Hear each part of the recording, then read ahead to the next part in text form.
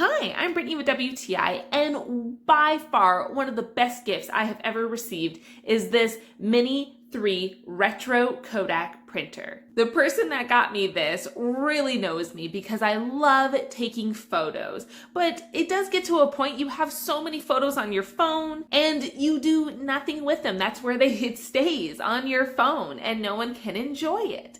And I just love this ability to connect my phone to this printer, print out a cute little photo of us on our special trip or a special person in my life. I can easily print it directly from my phone, and it's a perfect size. It's not something that's going to take up too much space in my bedroom that I have to get a frame, put nails in and hang it up. I like just printing it out and clipping it to the little display setups that I have. To someone, I think it's nice to be able to print a little picture of you and the family. I also use this for when we had a gathering and print them out as perfect little souvenir to give to our guests.